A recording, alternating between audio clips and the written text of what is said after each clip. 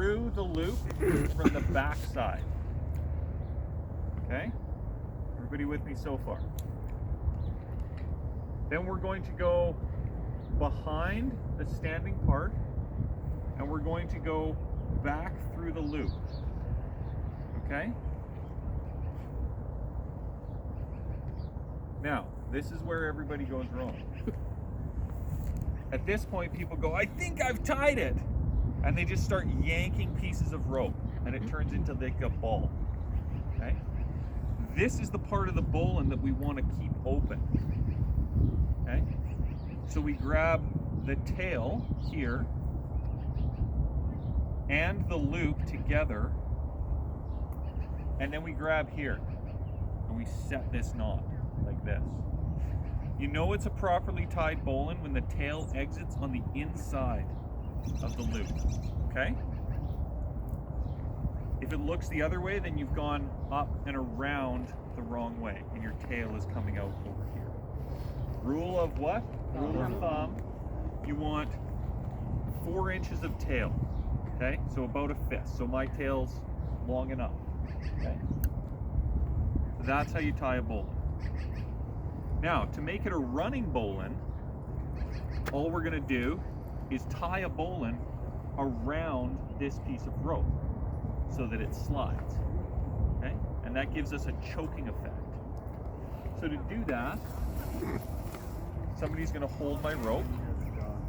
Yeah, that's fine. Hey, wow. Hello, Pop.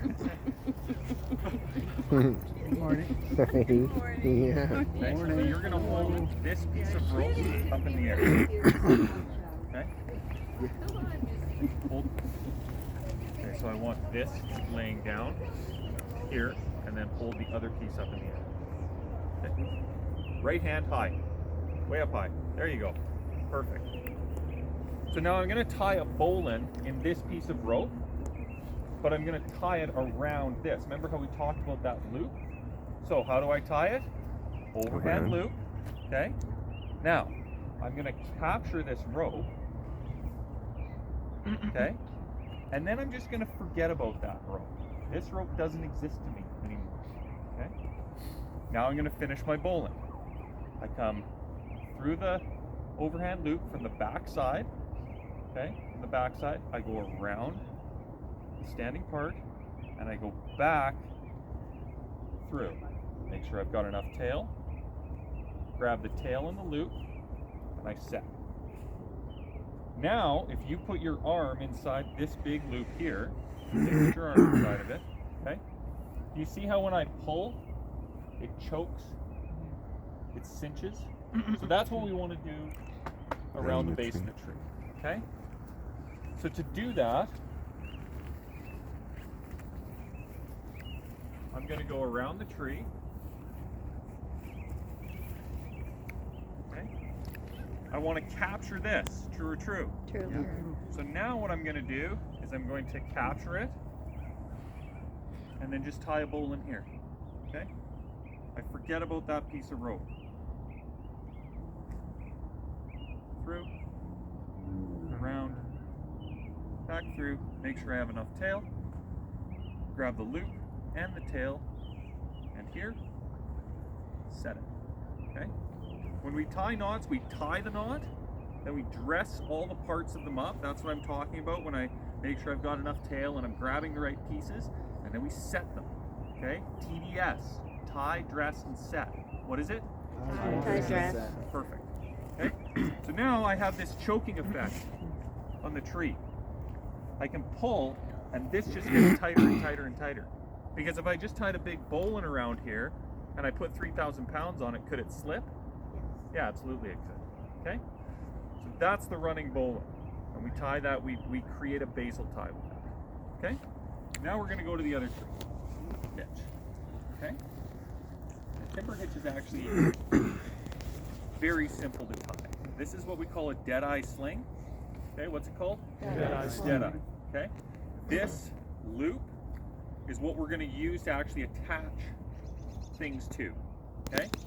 This eye in the end of the sling. That's why it's called a dead eye. To tie a timber hitch, what we do is we take a wrap on the tree, like this, okay? And we create, what's this called? A bite. We create a bite, okay? We pass the eye through the bite, and we start to dress it up, okay? So now you can see that I've captured both legs of the eye. We want to make sure we capture both legs of the eye, okay? We don't want to create the knot on this spliced section back here. We want to capture both legs of the eye, okay? Because if I put 100 pounds on this eye, how much is each of those legs feeling? 50. 50, right? That's just physics, our favorite F word, okay? So, if we create the knot here, then we're putting the full 100 pounds into this splice, and the splice is actually the weakest part of this rope, okay?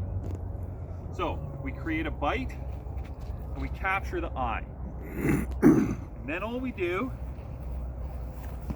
is we start taking wraps, we start tucking the tail of this rope underneath itself, okay?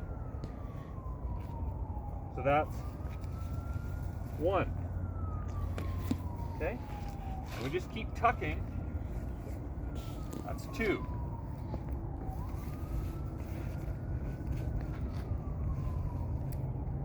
That's three. The rule of thumb when you're tying a timber hitch, or to properly tie a timber hitch, is 5 wraps, okay? A minimum of halfway around from your eye. Okay, so how many wraps? 5. How far around? Halfway. Halfway. Now, if we can do 7 wraps all the way, even better. Okay? So, I've done 3. This is number 4. This is number 5 that I'm doing right now. Am I halfway around the tree? Yep. Absolutely. Okay, so my timber hitch is tied. Now I can clean this up. This is just housekeeping. I can just tuck this bite in back over here. That's fine. Caveat with the timber hitch. Do you see how my pull angle is going to load into this bite here? That's the caveat with the timber hitch. If we were going to pull this way, what would happen? It's going to loosen up. It's just going to slide around the tree. Okay? So we want to load into this bite. Everybody with me so far? Yeah. Who feels like they could tie that right now? Okay. Timber hitch pretty easy. Running bowline, you may have to work on a little bit. Yeah, you need to work on that. Cool. Now I'm going to set up. I'm going to start building my mechanical advantage. So I have 2 of these things. Okay. I have 2 of these things, and I have 2 of these things. Anybody want to take a stab at what that's called? Pulley. A pulley, okay? Specifically, what kind of pulley? A double pulley. These little rolling pieces are called sheaves. What are they called? Sheaves. Sheaves. So this is a double sheave pulley, okay? Do you see how the pulley has these flat cheeks on it? Anybody for a sticker, tell me what those are for. Okay, you get a sticker. That's perfect. Remind me to give you a sticker. Do I have a sticker on me? Hold on, I might have a sticker in here somewhere. Here you go. I got one. I'm gonna get to it first. Mine's, oh, I thought it was different color. It's red? I got reds and blacks in here. Okay? So we call these Prusik minding pulleys because they tend to Prusik for us. They mind the Prusik. So these, for short, are called PMPs. Specifically, this is a double sheave PMP. What's it called? Double sheave PMP. Double sheave PMP. Perfect. So, those are PMPs. What are these? Carabinero. Carabiner. This is a connecting link. We use to connect it. We use this to connect things together. What are these? Sling. Yeah, it's a Prusik cord. Okay. Prusik cord, specifically an eye-to-eye Prusik cord. There's an eye here.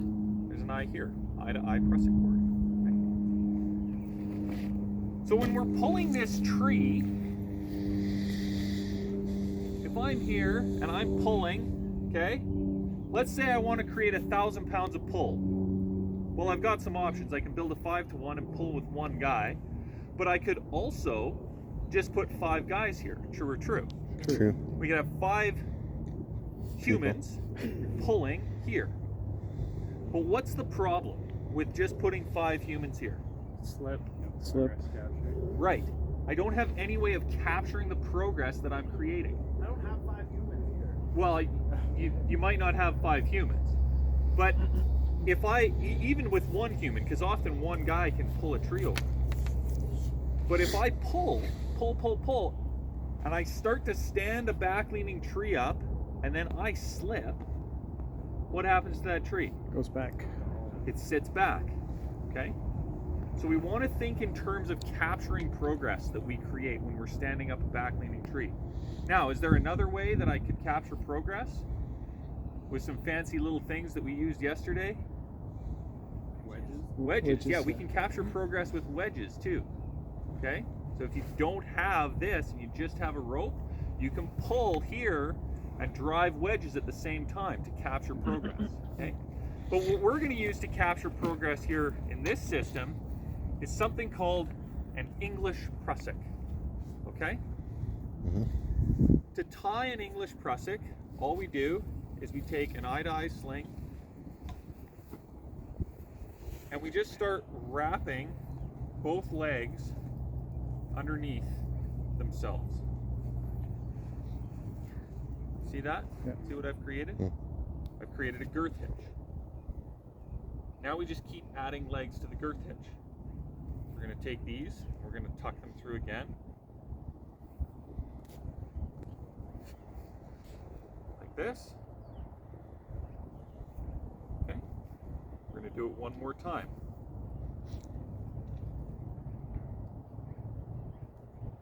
One, two. Okay, so count the legs with me. How many legs? 6. 6. How many wraps? 5. 5. How many wraps? 6. 6. Seeing a pattern? Okay. So, 5, 6 leg English Prusik.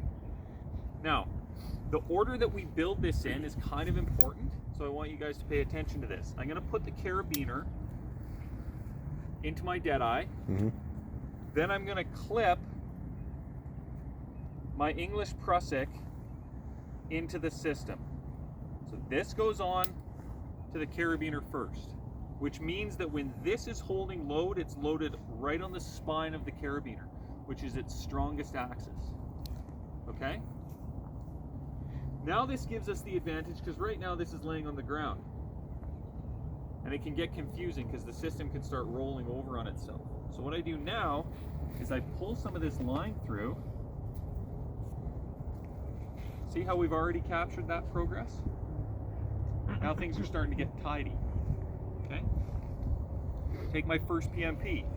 This is what we call reeving the system. We're going to reeve it. Okay? So I'm going to come in the top or bottom of this pulley, doesn't matter. Okay? And I'm going to clip the cheek and this centerpiece into this. Okay? Now when I pull here, do you see how those cheeks are going to mine that Prusik? Cool, right? Now it's time to put our second Prusik cord on. We're going to use something called a French Prusik here. Okay? What's it called? French So Prusik. that is a what hitch? Timber Hitch. This is a English. So we're going to tie a French France. Prusik. Okay, you guys ready for this? Because this one's complicated. Okay? Start here.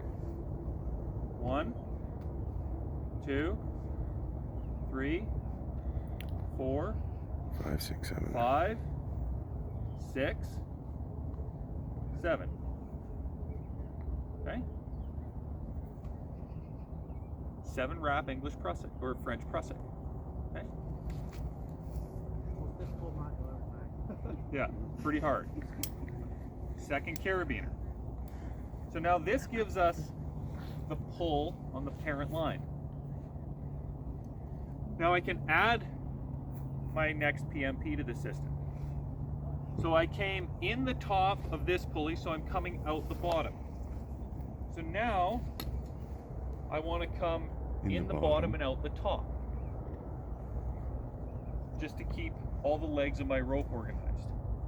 You'll notice that I've put the rope bag on this side because I'm going to build from the parent line out. If I have the rope bag on this side and I start building this, the rope gets all twisted. So just think about which way you want to build your system. Now I can clip those two cheeks into this carabiner. So let's have a little discussion about mechanical advantage here. 3 to 1. If I 600 pull pounds. with 200 pounds, just going to make sure that this tends nicely. If I pull here, if I'm pulling on this line with 200 pounds, what does the tree feel? 6. 600. Okay. What does this feel? 400. Who says 600? Oh. Should be. Okay. Should be 600. Who Oh. says 800? Nobody says 800. Who says 400? Yeah, that's. Okay, we've got one that says 400.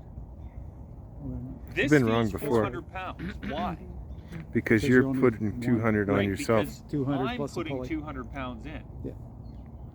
Everybody with me? Yeah, it's not multiplying. If you're putting 200 pounds in, why does it feel 400? Because Pulley. I'm the 200. And I'm not attached to this sling. Right? You with me? I know. Cool. Huh. Okay. So now we came out the top of this pulley. So we're going to come in the top of this pulley. Okay. Now we can completely close this and lock it. Okay. So now let's have a discussion. I'm pulling here. How much am I inputting? 200.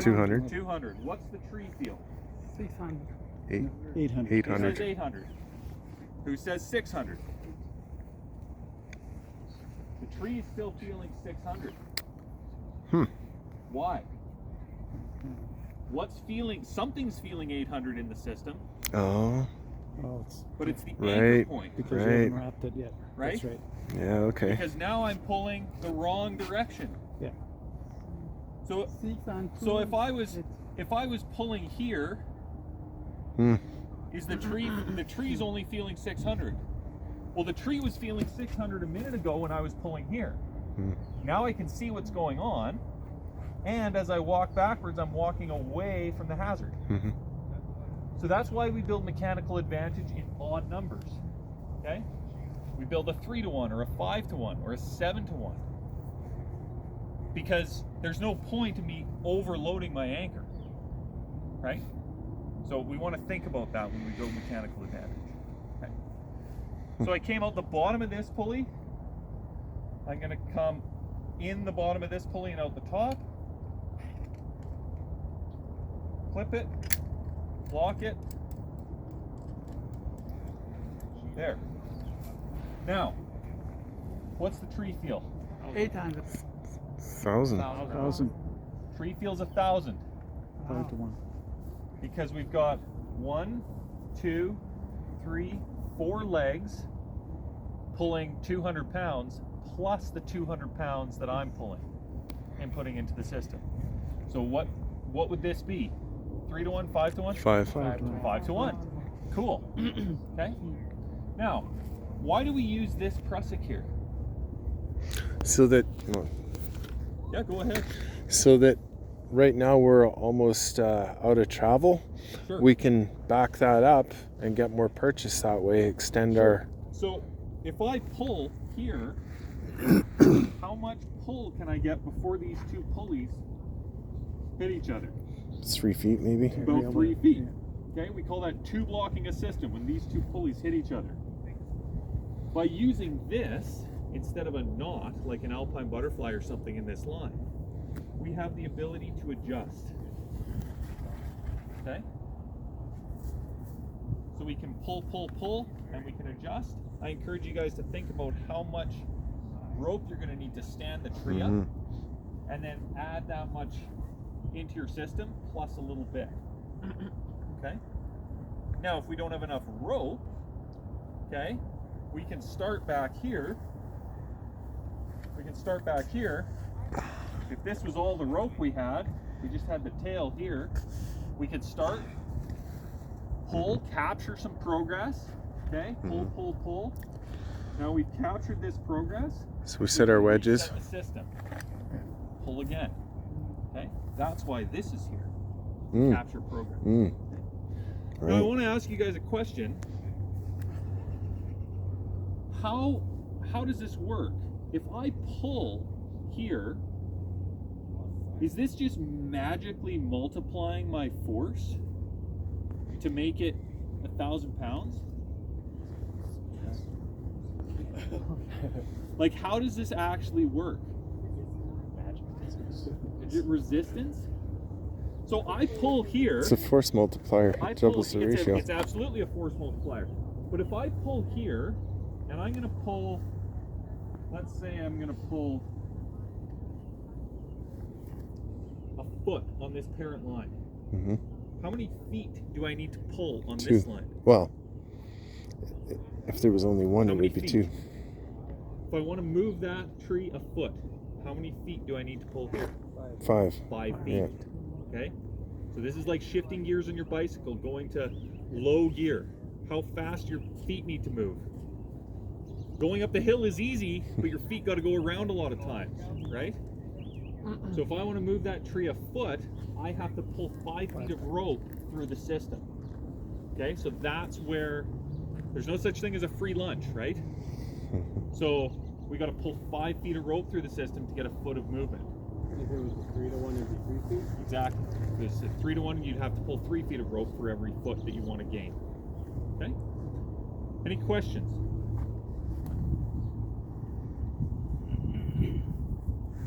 No questions? You guys ready to build it? You ready